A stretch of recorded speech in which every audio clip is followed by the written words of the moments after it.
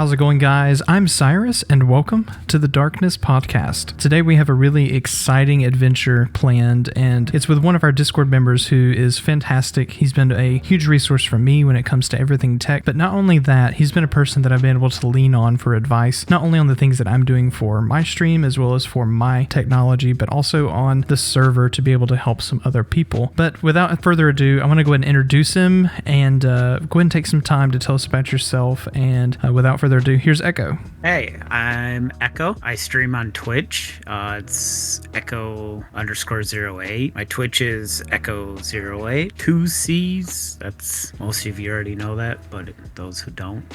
I'm also working on doing some video editing, and hopefully we'll be getting videos up on YouTube within the next couple months. Cool. Now, I have a couple questions for you. First off, you and I met about, I don't know, maybe a few years ago through a mutual friend, Afterburn85. I think it's been kind of a great experience since then, and how we've kind of all connected on this adventure of growing our social media kind of content creation. But my question to you is actually backing up even further than us meeting, all the way back to why you are so interested in technology right now. Like, what was your first build? What was your first piece of tech thing, something that you were proud of creating, working with, modulating, moving, etc.? My first computer build that I actually built the system, it was around 2001, 2002. It was I think it was 2002. It was an AMD Athlon 1200 system. Oh wow. That I had 768 megs of RAM, a 40 gig hard drive. I think I had like a GeForce 2 video card. I played, I think, the original Need for Speed Underground on that. And then wow. I think Microsoft Century of Flight Simulator from 2003. Okay. Did you use the joystick with Flight Sim? I did not. I was a broke boy. I built a computer in that, so it was a terrible experience actually with Flight Simulator, trying to do that keyboard and mouse. Yeah. I honestly don't know how I did so well with Underground, because it was keyboard and mouse. We didn't have the option to plug like a Xbox controller in at the time. That's interesting. Just to connect, my first PC build was kind of around like 2003, 2004, and it was I ripped apart a pre-built, threw some parts in, and I do believe it was a 32 megabyte AGP connection. Nice. The fact that thinking now that I have an 8 gigabyte card video RAM and I plugged in a 32 megabyte. And that was good. Yeah, that was like a $150, $200 card at the time. That was like top of the line NVIDIA. It was crazy. Nice. I did, my family's first computer had a Pentium processor in it, 120 megahertz. 120. It had, Bro. And this was like 97, 98. Right. I had like 16 megs, of EDO memory, a 1 megabyte video card. Think about that, bro. And a 2 gig hard drive. I did rework that one a little bit. That was kind of my first experience. I didn't really count it as a build, but I did like overclock it and stuffed it full of RAM. I think I maxed it out at like 64 megs of RAM. And thinking of those numbers compared to today, just the technological push. Yeah, it's huge. Like, we couldn't even dream of this stuff back then. And I overclocked it to like 225 megahertz and like fried the processor because it was passive cooling. So then I put a 166, a cooler with a fan, overclocked it to 225. And it was like stupid fast for what it was back then. So right. That was cool. That's awesome, dude. All right, so now that we talked about kind of our tech background, I want to talk about 2021. I know what my goals are, and that's all great and fine, but this is about us and talking about tech. But I want to talk about you just for a second, since we're talking about your introduction. What do you see yourself this time, December 27th, 2021? What does that look like for Eccho 08? Well, I hope I'm affiliate by then. Okay. I'm getting close, so I think I need like 11 more followers. So I'm on the way. It's going slow, but it's going.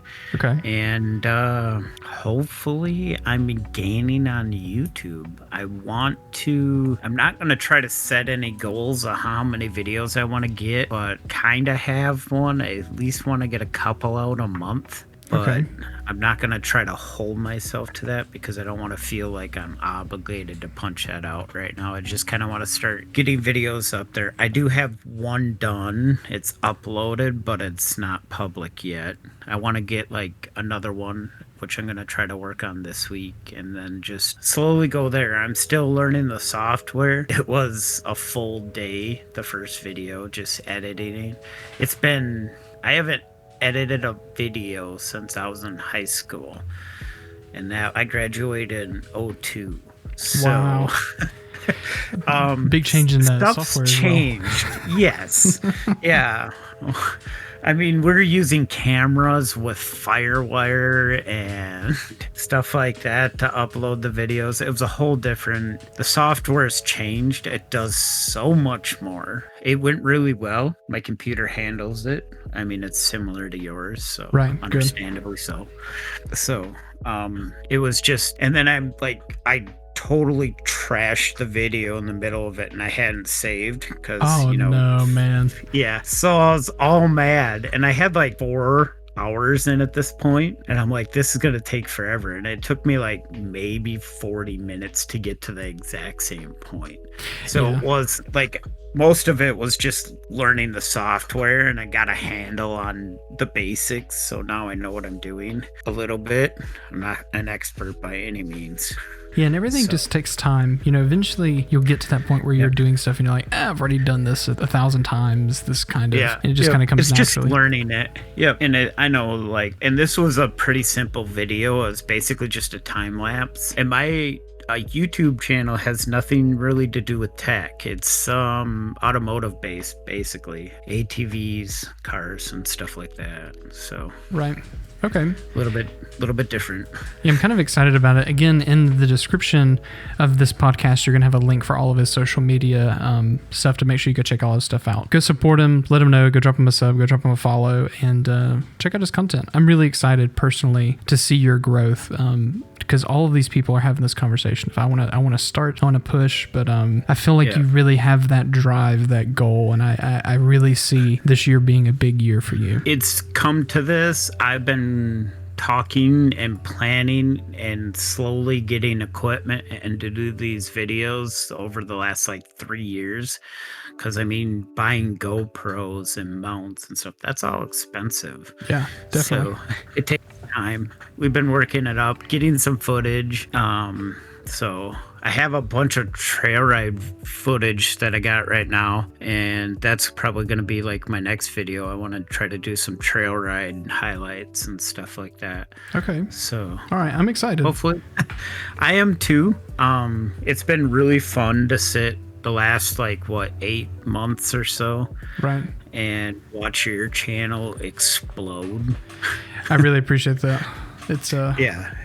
I watch every one of your videos because it's been the push to finally get me going and do this. I really like that thought of, just people watching my content. That whole idea of it freaked me out for the longest time because I'm like, A, I hate the way I sound. B, I hate the way sometimes my video looks. But the thought of people just, they click on my video and take something away from it, whether it be good or bad, let's be honest. Not everyone's going to take positive things from every video, but that impact, it's awesome just to feel that. It is. And that's part of what's got me past this is because I've had the same feelings where I'm hesitant because me being in front of the camera and all that stuff, I get nervous. Yeah. I'm not the greatest with public speaking, and the idea of possibly hundreds or thousands or even more people seeing me on camera, listening to me, oh my God, I sound terrible. It's daunting. Yeah. It is. Wow. So, I mean, that's what pushed me to buy a new mic, because my headset mic, doing my streaming, I was watching just some of the VODs, and I sounded terrible. Like, I couldn't stand the way I sounded. So I'm like, I have to do something different. And I have to say, your mic sounds crisp, bro. Crisp. It's, for a $50 USB mic, best investment ever. And for the listeners, what are you rocking? I have the Razer Siren Mini. Nice.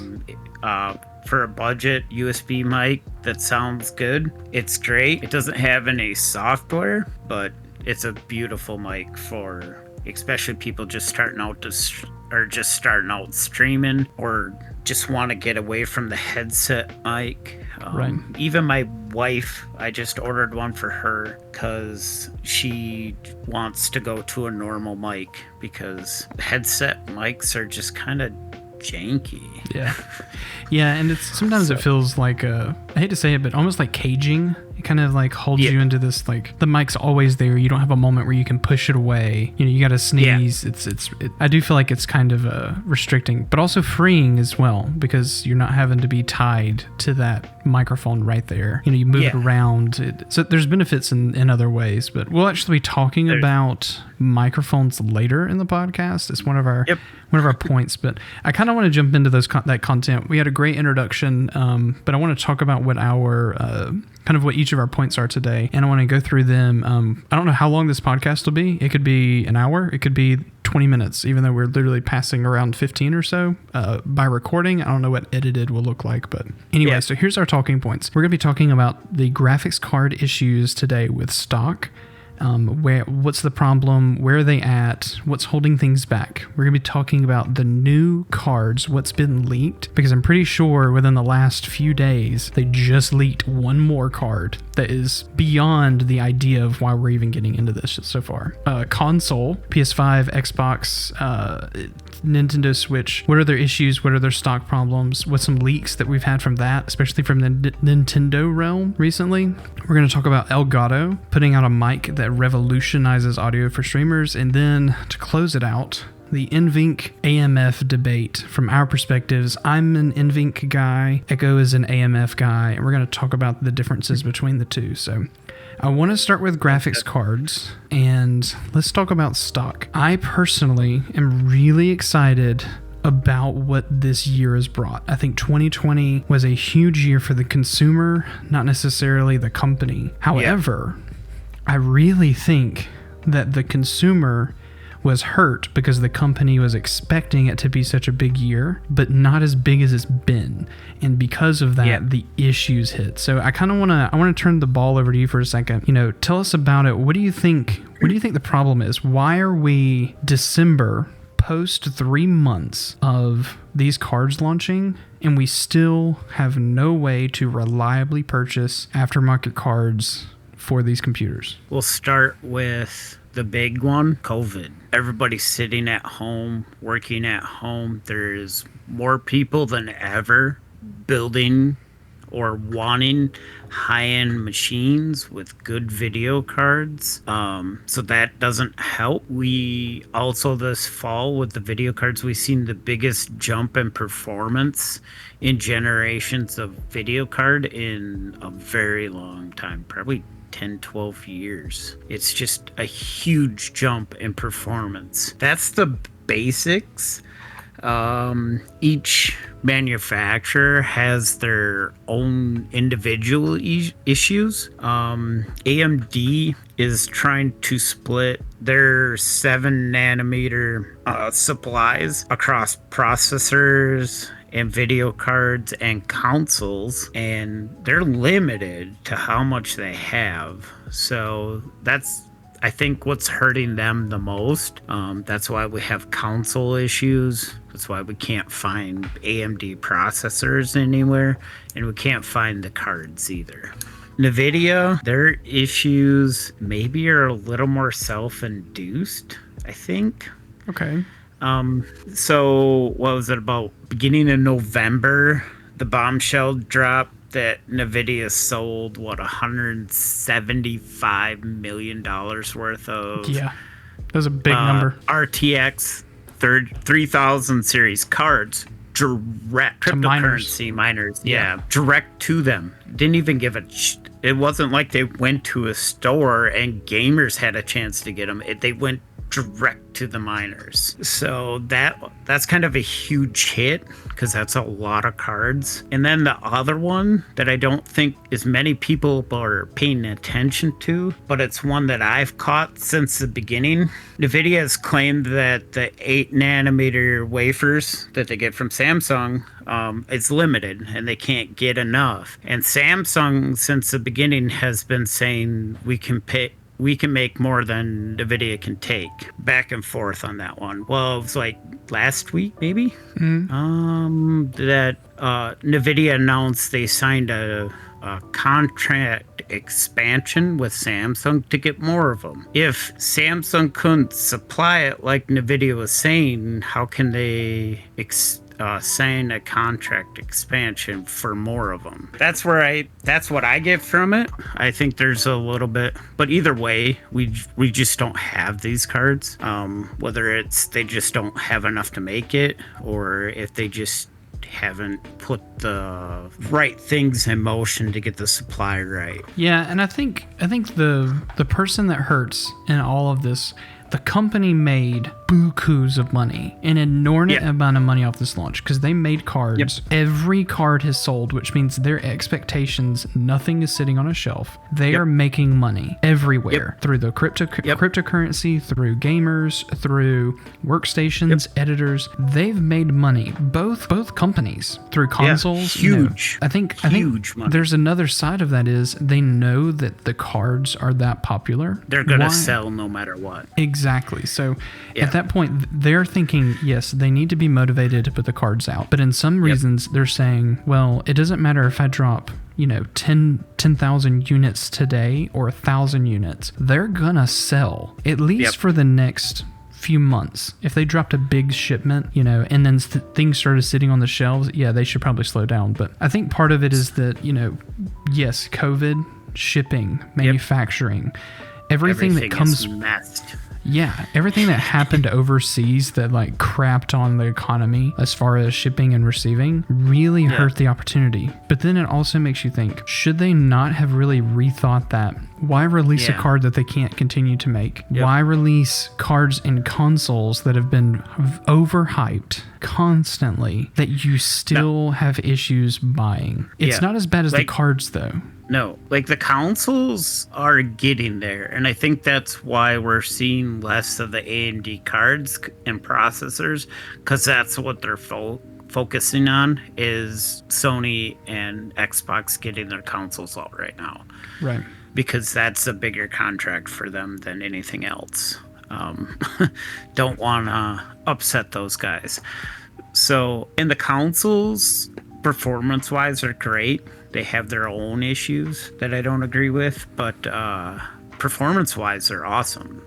It's a huge step to do what they do. Now, are they quite as good as they're pushing them? Kind of, but there's so much focus on 4K gaming, and we're just... Are we really there yet? Yeah, we are, but we aren't.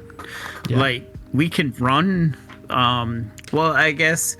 Let's put it this way. A 4K story-based single-player game? Great, sure. Because it's going to look beautiful, and 60 FPS single-player is perfect. Right. It's not an issue. But we're a far cry from running 4K first-person shooter online games like Call of Duty or any of the other ones you can think of. Because... you need high FPS. Yep, consistent high FPS, not just spiked. Consistent, low, consistent frame times. Yeah, and you got me stuck in the dark ages back here with an RX 580, and that'll change soon, hopefully, right? Yes, it is gonna change very soon. As soon as I get the email saying, "Hey, buy your card." I'm on the waiting list.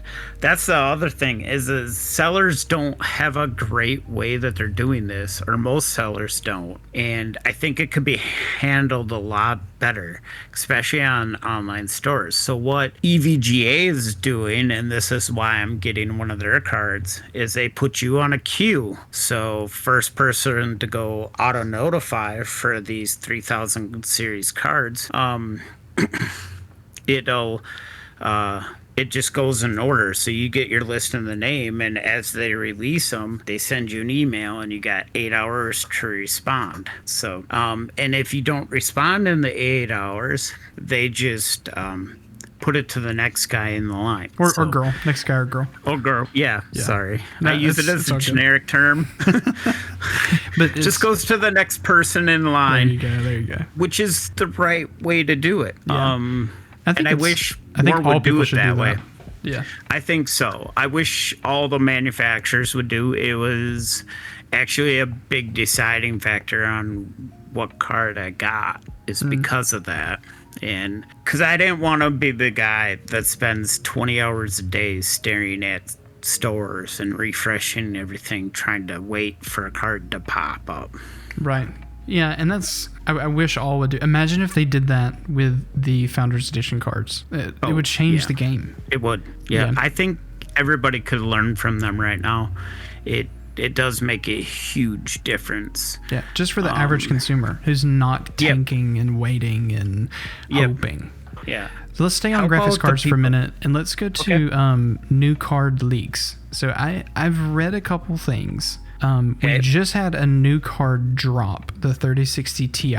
And that kind of surprised everybody. Yes, because there was no preamble. I think we knew it was coming. We knew it was coming, and there was some leaks, but it had kind of been thought of that it wasn't coming for a couple months yet, just due to everything. And they dropped that bombshell, and it's like, oh, okay, here's another card that, again, we can't get. That you can't buy. But, by the way, here's another card that we've wasted all this wafer on that could have been a 3070. Yeah. And see, and I'm not big on that 3060 Ti. If you could get it right at that 400, maybe 450, yeah, sure. But other than that, the specs are kind of low. Buy a 3070, you know? Right. But the comparison is the 3060 Ti, if you compare it to its previous gen, or I guess I really should say current gen, because you can't get the 3000 series right now, unless you're lucky. Yep. But if you compare it to the 2000 series, it's supposed to be the performance of a 2080 Super, and that's what we've seen by a lot of... It trades blows very close, it does. At least. Yep. So, but the 2080 Super was like $800 MSRP. Yep. But this card is half the price. And half the price. And still offers the same performance. It's good that way. Yeah, when you compare it to last gen, it's superb for the price. Like, I mean, you got to think that's the replacement for your 2060 Super. Yeah, exactly. That was my card I bought in April, was a 2060 Super for $409. Yep. If I like hindsight, in 1 year that could have got me an $800 value card. Yeah. Like performance, you know. Yep. And that's the thing. I think there's so much push from everybody thinking that just because this new series of cards drop, they absolutely have to go get it, or the games ain't gonna work. And it's not. We've had people even in the server, like, they're playing WoW, and they're like, well, I need a better video card, but I have a 2080 Ti. It's like, really? No, you don't. You can run 4K WoW beautifully right now. Yeah. No problems. Yeah, well, he's having stream issues, and I think we got him sorted out now. Hopefully. Yeah. Well, that's a different problem. That's a different problem. Like, dude, like, he had a Core i9 9900. Yeah. Like, we're talking about like, a top-tier build for FPS gaming. For FPS gaming, he's playing and streaming WoW. Not to knock that, by the way. If you're a WoW player, not to knock that. No. Don't hear us out. Yeah, it's not that it's just that that system will have no issues doing what you're doing ever. Like, Right. It's like fantastic.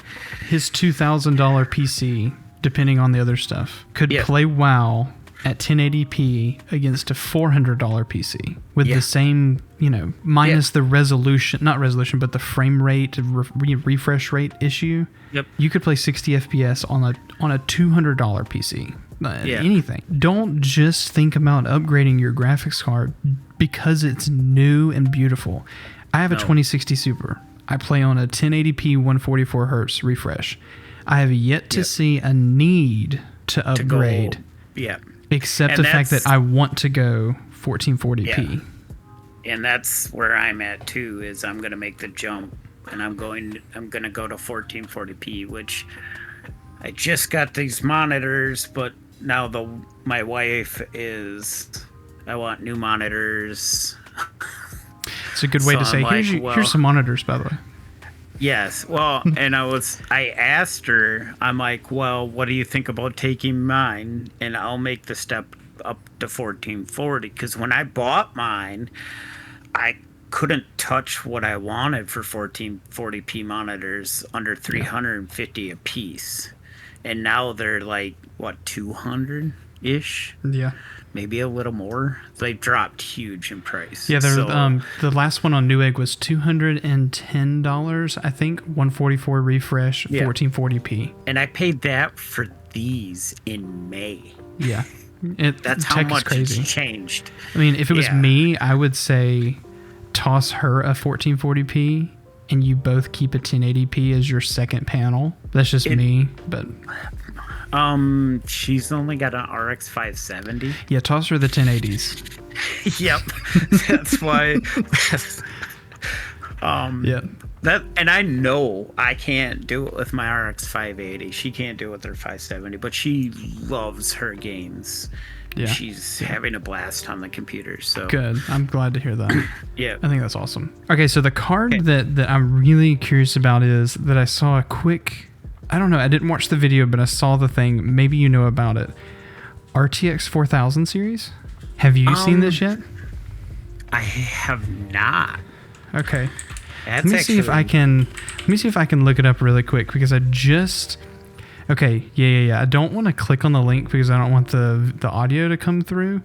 But I do want to say this. I'll just read the title, and maybe everyone wants to go look at it. NVIDIA cards leaked. This is from Graphically Challenged and some other people. RTX 4080 5 nanometer. Oh, yep, I see it now. Yeah, maybe we shouldn't talk about it here, but maybe you could kind of go and look at it, guys. Viewers, go look at it. Jump in Discord. Tell us what you think about that. That's a little new yet. I think maybe that's leaks for next year's card. It has to be. But 5 nanometer. Also, we sat on the 2000 series for 2 years. Yeah. Are they just gonna they can't. They're just gonna expect that the 3000 was so bad that they're just gonna skip it and be like, okay, let's reset. Maybe. Well, here's the thing: they have competition now. That's true. You got AMD. And AMD's already working on 5 nanometer for both processors and video cards. So we might see the processors by the end of next year. Maybe. Depending on how everything else goes. But at that point, I think we'll see the processors first to lighten the load on 7 nanometer so they can cover everything else. Yeah. I think the other thing with graphics cards was Intel's kind of jump into dedicated graphics card land. I don't know if you've been paying attention to this either. They've had they're taking the board instead of using the iGPU because every Intel, at least for the last couple generations, they've all had the same UHD graphics. As long as you don't get an F variant. They have on the chip now, they're going to be running, instead of an integrated graphics, on like laptops and things like that, they're going to put a dedicated GPU that they're marketing towards content creators. Yep. Not that I don't know how useful it is, because I watched a couple of reviews on it. Is that really the move you want to make? Hey, content creator, you're just getting into this. Buy our $800 week GPU and go be a content creator. Yeah, I think that's what they're trying to do. Well, Intel's in a world of hurt right now. They haven't been in this position for forever, honestly. It's been a long time. Like, you're talking early 2000s, right, where they've been this far behind. And their problem is their development is not working. They've been having so many issues trying to develop anything newer, faster, better. And that's why they've been on the same 14 nanometer architecture for, 6 years now? It's maybe, I think 5, but yes, it's close to 6 now, I think. Close to 6, and it's, we don't know what 11th gen's gonna be, but, but we don't know all the specs yet. So I don't want to get into that one too much, but it's still, they're going back to 8 core from the 10, and that the 10 jumping to the 10 core like they did gave them a huge advantage in processing workloads. Like, they were holding their own. Yeah, but I think the problem is Intel probably also saw kind of what AMD doesn't see. You know, you have the AMD processors that are workstation. You have the what are they called? The Threadripper series. Threadripper, yep. You have Threadripper, but they're so expensive, people don't jump into them for those high core counts. But you were talking about 10900K, overclocked to 5.1, 5.2, 10 core, 20 thread. You know, that's a workstation PC that could replace some servers, outdated servers. So I think they were hitting their own market share. So maybe they're trying to reclaim high core, high thread count. Maybe. I think they should have just stayed with it, because what is Intel's workstation processors called? The new ones? I honestly, like the new servers. When you look at old Xeons, that's the first thing that pops in my mind is a Xeon. But that's what I can't remember what they're called, but they're Threadripper's ripping them, basically. Yeah. And their Threadripper's way cheaper than the Intel's by like half cost. And priority. So, like processing priority is just so much better. Not to mention consumer grade chip 5950X. Yeah. You know, you want to talk about a workstation chip. That's a consumer grade slot into the same slot that you would put a 5600X in, a 3600. Literally drop it into my PC and run it right now. Right, and you go from casual gamer to light streamer to 4K editing consistently, upgrade your RAM. The only limitation you would have would probably be motherboard, PCI, memory bus, just lanes. Being that you'd be capped at, I think it's 128 gigs on most X570s now. Yes. Something like that. Yep. And then when you can get 256, if not more, on a Threadripper build. So I think that's the limitation. But, you know, a content creator, my next upgrade that I have to do, like noticing it, I have to do it, is I've got to get an NVMe and I have to get a 5900X. Not half, but like for me and my sanity, a 5900X will make it better. If you're going to upgrade, you know exactly what I mean. So the 5950X, let's hit on that a little bit. So we're gonna see a new gen of Threadripper, and probably pretty soon. The reason being is, I'm not sure if you've seen this, but the 5950X overclocked is insane. Nuts. So one guy he was running on liquid nitrogen cooling. He was LN2. Overclocked to over 6 gigahertz.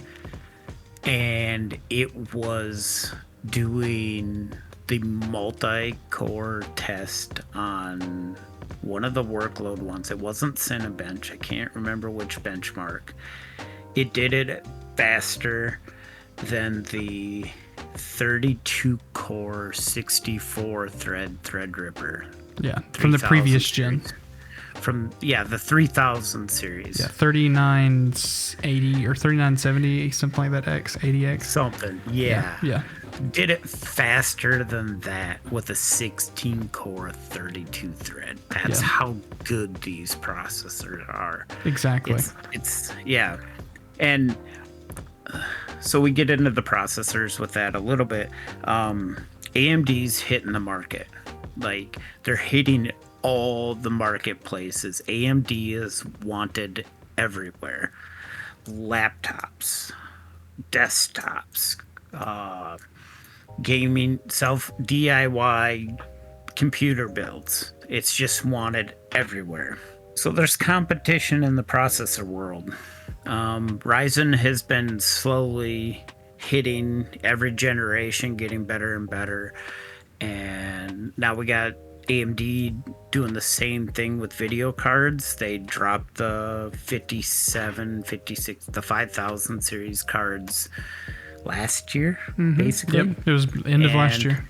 They weren't stellar, but they weren't bad. They were priced good, and they hit their marks for their price, and it was their start. And now we got the 6000 series, which competes on most aspects with the 3000 series AMD. Or NVIDIA, sorry, Jesus. It's getting that time of the night, right? Yeah, a little bit. So, and the performance is really good on both series of cards. Yeah. Pricing between the two, kinda. I think they're kinda hit in the right places, but at the same time, maybe not. It's not for me to really say if the prices are right, but they're all good cards. They really are. I think in the end, when it comes to price, if they were available on the shelf and we knew what market price was then, we could probably have that conversation. But when people are paying $100, $200, $300 over MSRP just to get it. Most of the places, especially with AMD, over twice MSRP. It's just crazy. It's insane. But if we look at MSRP, like, I think if you didn't have two companies and you had them all under one umbrella and it wasn't a competition, I do think the price competitively, however, the 6900 XT, leaps and bounds price-wise ahead of the 3090. Like, it just blows my mind. That's the one where I think AMD really hit the nail on the head. It is so close in performance to the 3090 as far as normal traditional gaming and graphics. It's so close. But it's not there yet. It's not there. But it's also two-thirds the price. It's $500 cheaper. Yeah. So, like, you look at that, who is going to spend $500 more to get, like, 1-2% better FPS? Yeah. Well, fanboys is what you're going to get. Fanboys, yeah. Yeah. So, well, that gets into a whole nother subject with fanboys and that. Yeah, so, I think we'll cover that when we get down towards, like, NVIDIA AMF. But yeah, for sure. When we talk about all these cards and we talk about how great they are, let me reiterate what we said earlier. Just because they're beautiful and they're nice and they're shiny and everyone on TikTok or social media is posting all of this, look at my frames, look at this. If you don't need it for your setup and it's going to force you to bottleneck something else that you have to buy, unless you just are ready and you have the money to spend, it's not going to hurt you and you enjoy it, you want to spend it, go for it. But other than that, if it's not going to actually upgrade your system, if you're running a 1080p 60 hertz monitor and you put a 3090 in your build, you're not going to see any difference than a 1660 Super. You're not. You're you're doing your life wrong at that point. Exactly. If you're happy with your system, don't worry about it. Don't upgrade. You don't have to upgrade. If you have a 2000 series card, keep it. Keep playing it. Enjoy it. Don't worry about buying a new card. If later on down the year you get a game or two that isn't running quite as well and the cards are available, well, then it's time to think about it. But right now, don't rush out and buy one. No. You know, unless you're wanting to do that resolution shift and jump to something different. Yeah. Because then you'll see the performance hit. You'll see the performance jump. Like I'm gonna jump resolution at some point. Also, I have 5-year-old tech as a video card. So yeah, it's a good tech though. I mean, the 580 still to this day is king. It for the price and how long it's been out. Well, actually, right now, don't try to buy one. They're stupid expensive. Yes, you can eBay one for about $120. I think it is about right now. Yeah. But they're good. They run really good. I mean, I run COD at 90 to 110. I don't have the graphics maxed, but it runs good enough. I can play and not have any issues. So, yeah, that's awesome. Yeah. Okay, so let's move on to the next thing, and I think this is going to be a little bit more. We're going to kind of shift to the streamer kind of discussion. And you mentioned that you're, right now your Twitch channel, you're not affiliate yet. You're on that growing path, but you've been doing this a while. I've been steady streaming for over a year, and I've put in what I feel is a lot of time, but in comparison to other people, maybe not. But let's talk tech. I think microphones and when it comes to consumable content, one of the things that I learned really early on is if your mic quality is not good, people are not going to watch, and they might. I'm not going to say that that's the only factor, but if you're really entertaining, they probably still will. Right. But I mean, Tyler 1 uses a headset mic. Okay, people still watch Tyler 1. Nade Shot, I think, uses a headset mic. People still watch Nade Shot. However, the normal person starting from zero, hasn't had any kind of connection, hasn't blown up somewhere. Yeah, it's probably a good idea to upgrade your microphone. But what's making a big buzz right now, we actually have a channel that we both watch, Alpha Gaming, Harris Heller. I absolutely love the guy. I love his channel. I love his message. I love his business plan. It's wonderful. It is. He just released a video maybe 4 days ago talking about his wants for technology in the new year. And one of the things he covered was the Elgato Wave mic, which has been on the market for, I think, maybe 4 months, 5 months. It was around the Razer time. And I think the big part with that was Elgato is very good about taking something that already exists, like a capture card, like a Stream Deck. When you come to this now, the Elgato Wave mic, the 1 or the 3, not only do you get the mic, but you get software that allows you to basically act like a virtual mixer, rerouting your audio, moving things around. And most people had to go in for like a Go XLR to get that kind of control. And quality. Yeah, and the quality. Not to mention, it's USB. So easily modular, easily taken to whatever you need it to be. It can be, instead of taking a full Go XLR setup to on the road, a USB mic plug to get that kind of power for $130 to get both. And he's done a few USB mic comparisons on his channel over the last couple of years. And the one thing I've noticed is the mics keep getting better every time. Right. So, like, the Wave 3 is a really good mic. My mic has really good sound. The difference between the two, sound quality, honestly, is probably pretty even. The difference, Elgato, the software. Yeah. Their software is insane. And that's what you're paying for. Yeah, it is. It really is. Elgato's software, everywhere they hit, they have, like you said, they make the same things other people do, and it's the same, basically on par that way.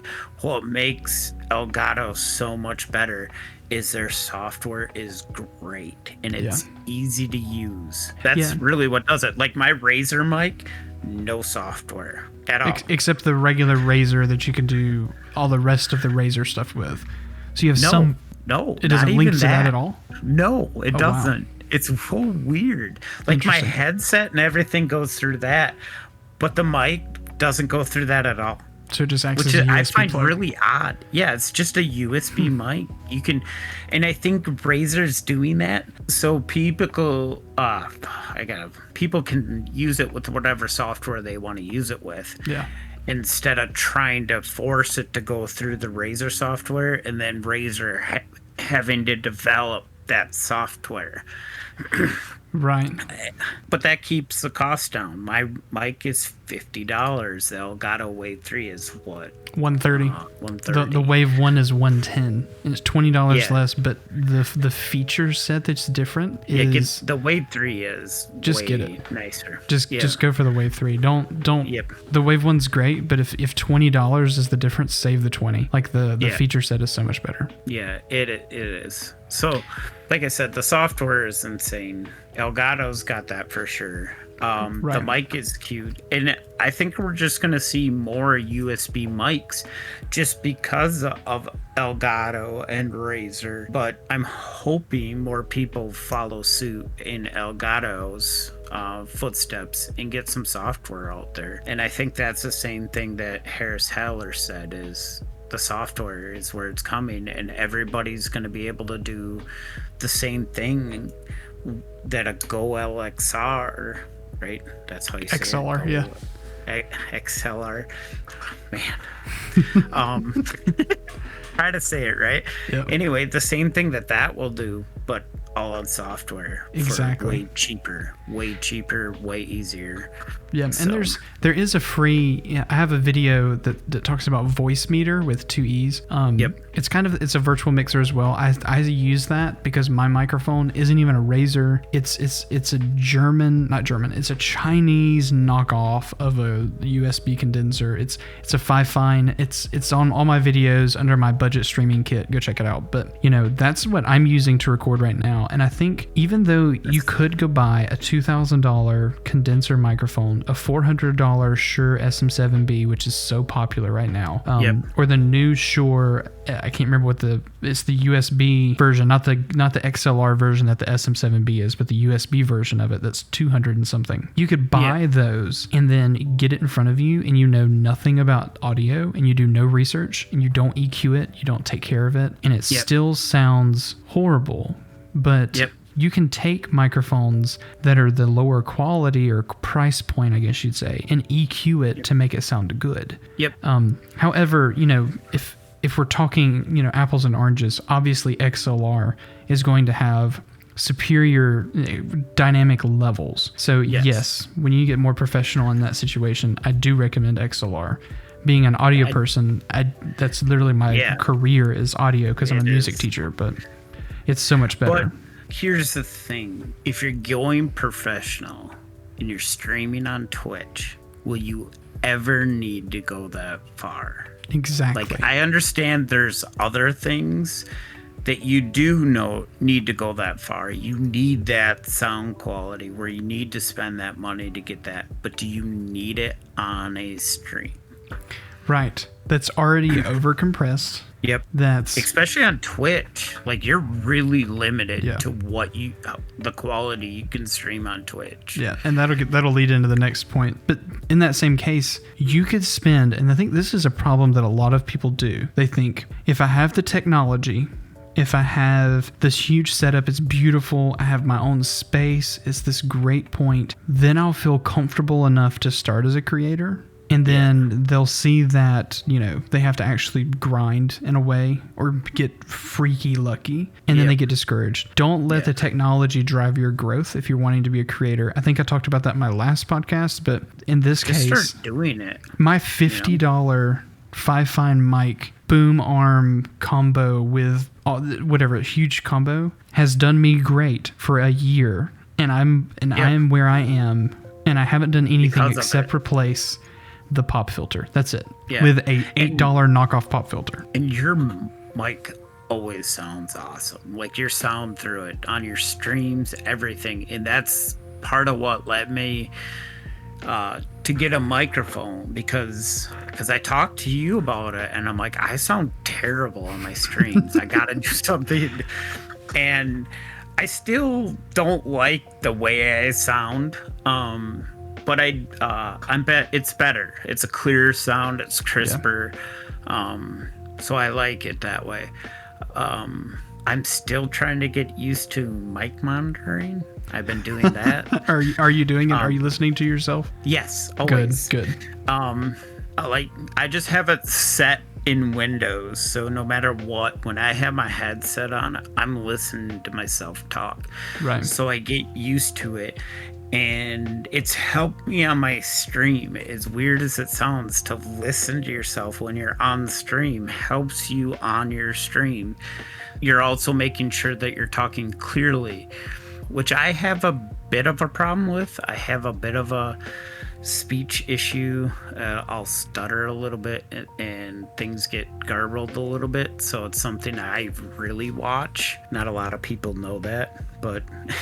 Now everybody. Well, it doesn't come through. Yeah. Well, everyone knows it now, bro. Yeah. Well, I'm okay to talk about it because that's how I'm watching myself, so I don't do it.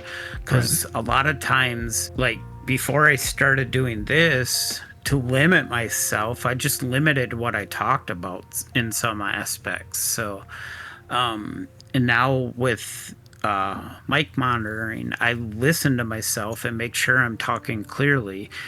And at first, I talked really slow because I was trying to. That's everyone's thing. Much. Yeah, you do, and even everybody I've heard their first times, they're like, you talk so slow. Yeah. So it's just helped me to get better, and that's what I've been pushing. And my wife is super supportive of all this. So good. That's so good. Yeah, it is. You got to have that. You can't, this is hard to get into. It's a lot of work. It does cost a little bit of money. But if you do it right, it doesn't cost a lot of money, Mm-hmm. You don't have to have $1,000 computer to stream. You can stream off your console and go that route. And in fact, I started that way on Mixer on my Xbox. Right. So about a year ago, actually the end of January, it'll be a year that I started on this journey. So and with that same thing, you can have, man, think about that, a year ago. And Mixer, 6 months ago, Mixer going away. Just fathoming that for a second, that the memory. See, as much I like Mixer. I like their setup better. I think they had a good thing going. Yeah. It wasn't there yet, but I think it was a better thing. And if they would have held on, maybe with these recent turns with Twitch and their mishandling of situations, it might have gained them more. It might have split the market share a little bit. A little bit. But it's gone now. And I moved to Twitch and I'm doing all right. The streams are coming along. I've been doing more. And I'm getting followers. So someday I'll get there. I'm enjoying it. So that's the fun part. You got to enjoy it. Yeah.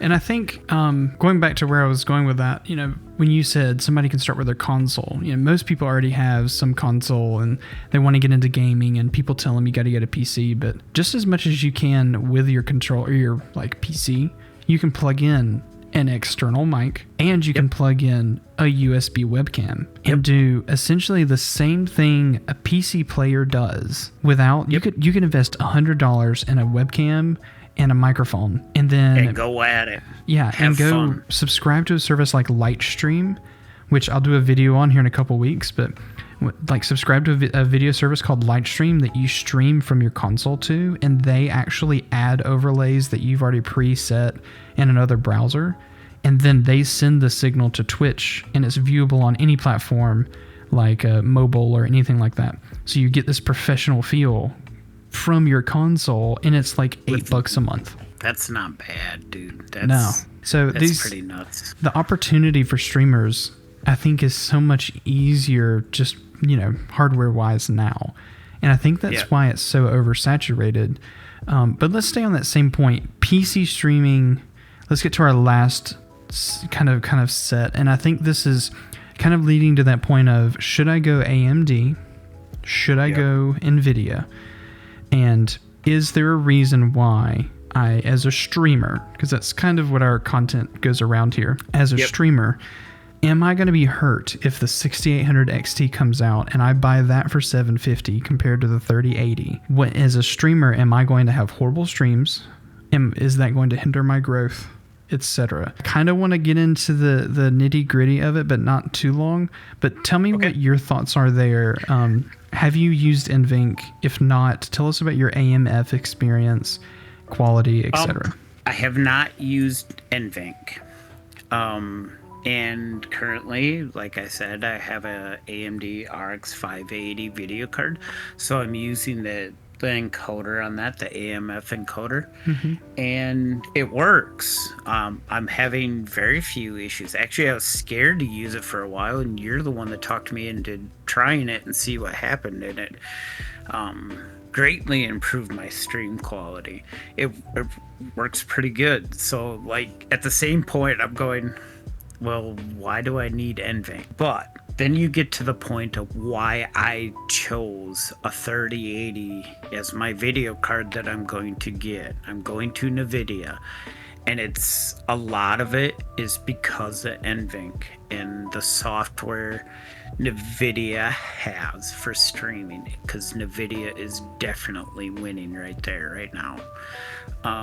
Their streaming software, the NVENC encoder, broadcast, all very good things. So that's why I went that route. AMD is there. They work, and I think AMD realizes they need to get some software out there. And they're working on it, but I don't know when we will see it. So that's why I'm getting a 3080. Right. Okay. Let me ask you this question. So you're an AMF streamer now, looking for NVENC because Team Green has so many things dedicated towards streamers. Take that out of it, and let's just talk the encoder for a second. If you went onto a stream right now, do you think within the first 5 seconds that you could tell NVENC, AMF, or X264? Do you think you could instantly tell which encoder made the difference? I would like to think I could, maybe. They are a little, but no, not really, because there's so many other factors to choose it. Okay, so stay on that same thing, NVENC encoder. Like, we watched a buddy of ours stream last night, Afterburn 85, streaming last night. We were talking about some of his streaming settings. He runs NVENC. He has the exact same graphics card in his PC that I have in mine. Yes. But last night, he was having some rendering issues and some artifacing that we were talking about. And then when I stream, I'm not saying I have the best setup or anything, but I've failed so many times to try to get mine where it's at. The quality, when you look at that, two of the same cards, the settings literally made the difference of I was looking at artifacing on his screen compared to when I do a stream. I was doing lower resolution, but, when it comes to that, I mean, other than you asking the person, do you think you could say NVENC AMF X264? I could definitely tell X264. Okay. It's terrible quality. It gets very laggy. I was streaming on it.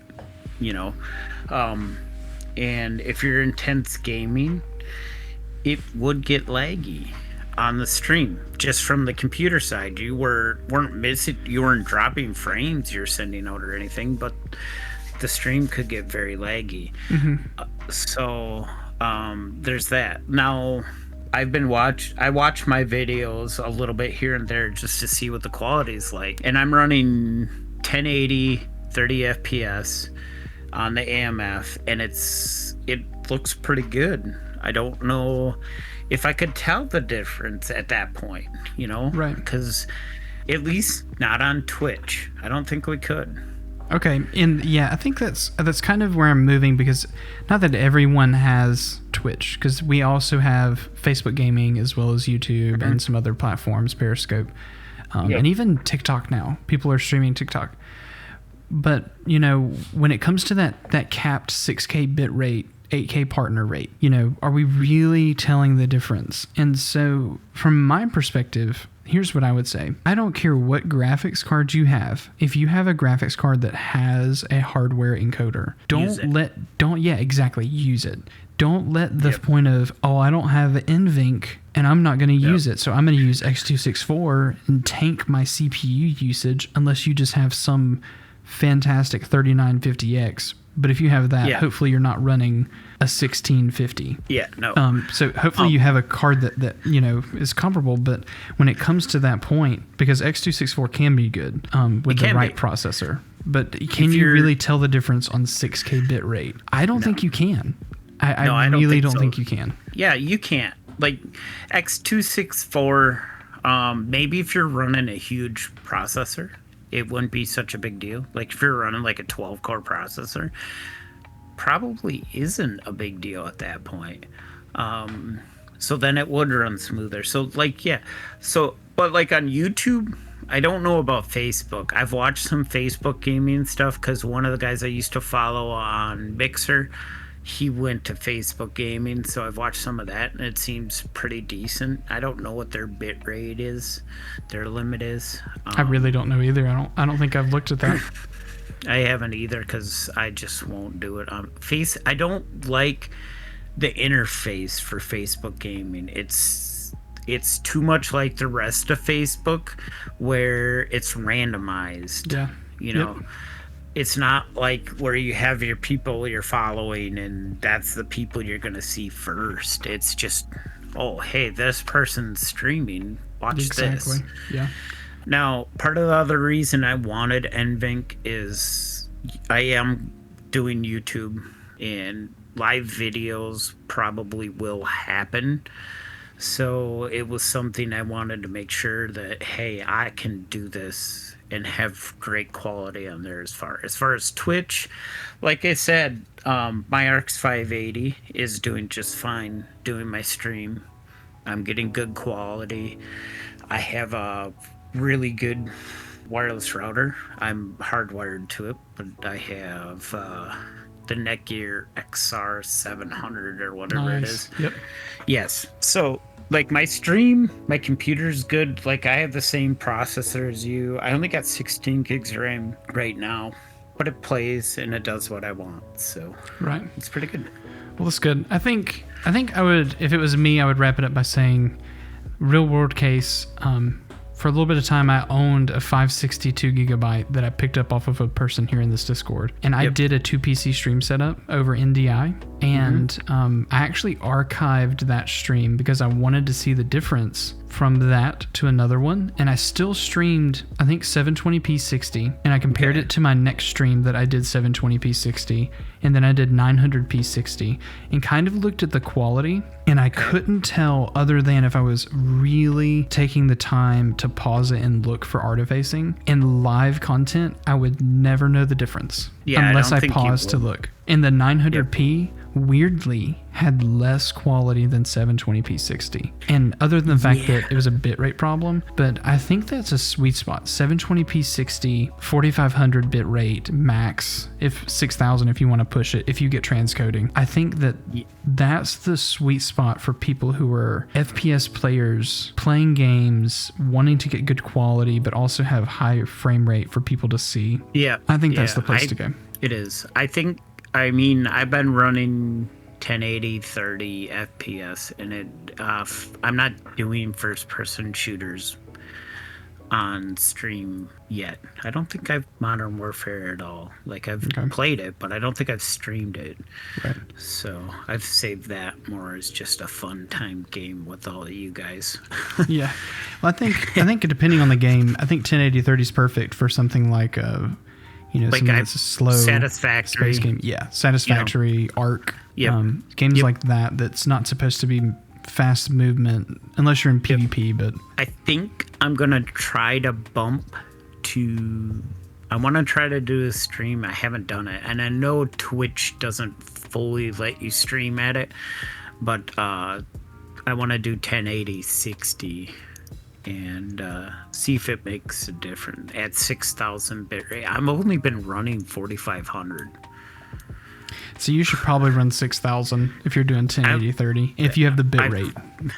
I should try. I'm gonna try it. I mean, there's things I've been tweaking with. It's been running so good at 45, and I'm like, I think that's my next step is bump it to 6,000 once I get OBS working again. Yeah, maybe even try bump back. Yeah, whenever you get that fixed, maybe bump back to 900p 60. It's about the same kind of quality-ish. That's even a try. But I think to wrap all of this up today, I think we'll kind of bring it to the end here.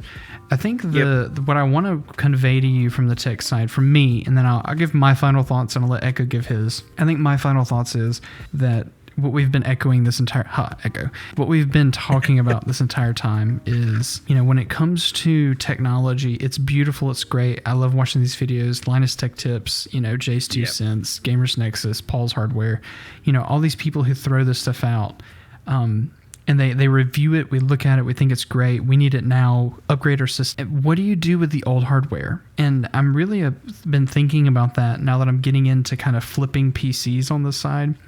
When it comes to like e-waste and how much we're taking electronics to throw away to just get the next new thing, is it really benefiting us? And that's like the new Xbox consoles. I don't plan on going to Xbox Series X right now because for the next year they're supporting content on the Xbox One X, which I still have. Not that I play console much anymore, but same thing here. Is it necessary for me? No. And so those are the things you need to ask. If you've got the money, spend it. What I would recommend you doing is don't throw away those old pieces of hardware. Recycle it, give it away, sell it on a marketplace you can get some of your investment back. Put it in someone's hands that can benefit from that upgrade. I sold a $300 PC that had an i6, or not i6. What is that? An i5 6400, I think is what it was. i5 6400 with an RX 560 2GB for $300 to a person. And all they wanted to do was play a 12-year-old MMO that I'd never heard of. And I was like, this will run it beautifully. And never had an issue. Because it's way newer than that 12-year-old game. Right. And, I think I got a message from him saying, hey, this is great. Thank you so much. And it runs everything exactly what I need it to. I think I threw a SSD in it to make it real snappy, but it was like a 2GB game. And like he doesn't need my setup. He doesn't need a 3600 with a 2060 Super to run a game that was designed to play on 10-year-old, 12-year-old hardware. Yeah. So that's my final takes. Don't upgrade unless you have to. Like that WoW person, you don't need a 3090 unless you just want to like, here's my setup, let me play WoW.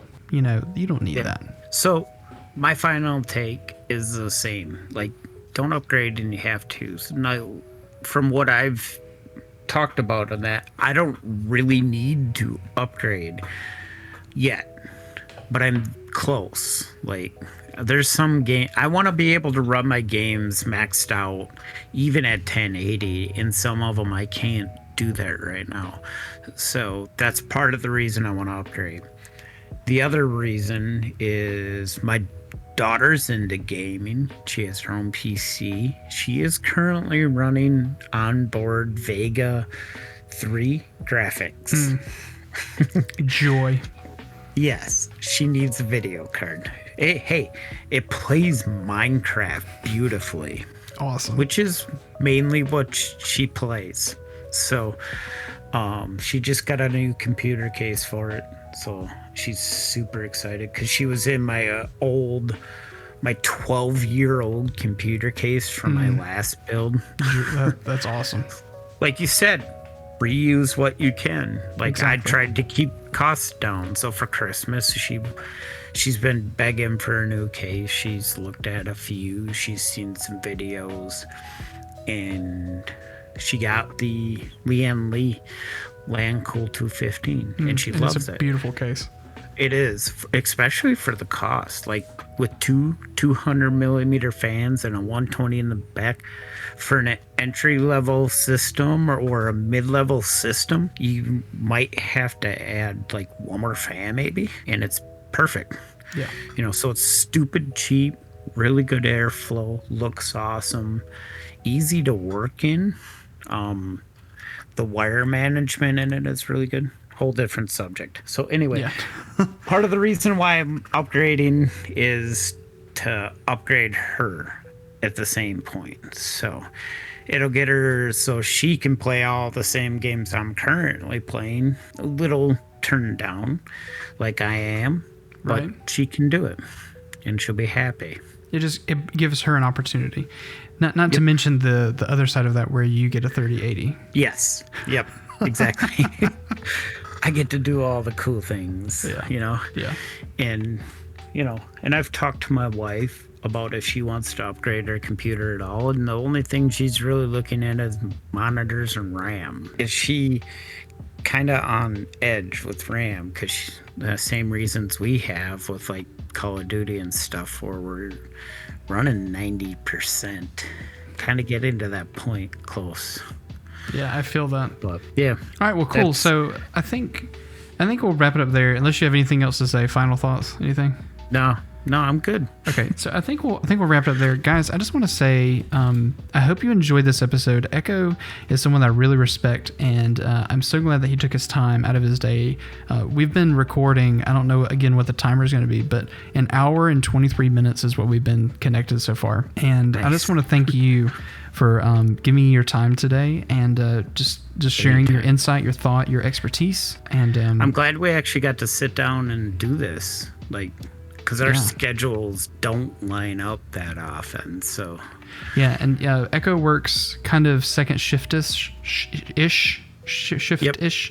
But he's also a time zone behind me. So by the time he gets on, I'm usually getting off to go to bed. So it was really nice to line up with you. I think that this is going to be a great year for you, and I'm rooting for you, man.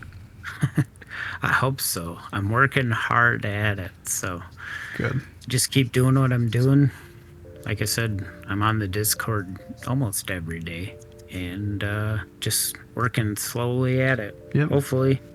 Good. That's all I can do. So again, guys, make sure you check out our social media. If you haven't already checked out our Discord, the link for that is on this video, as well as all of our socials. Go ahead and check out Eccho over on Twitch, as well as his YouTube channel. I'll make sure to connect those. Make sure you check me out on YouTube, Twitter, as well as on Twitch. I have a new video coming out tomorrow, and I'm really excited about what this next year brings for me. We just passed 2,000 subscribers. It's been nuts to see this happen. So thank you all for coming by. Thank you for listening to this podcast. And Eccho, do you want to do the famous sign off here? I don't know what the sign is. Bro, I'm leaving that in. All right, I'll do it. Guys, Okay. I'm Cyrus, and welcome to the darkness. We'll catch you next time.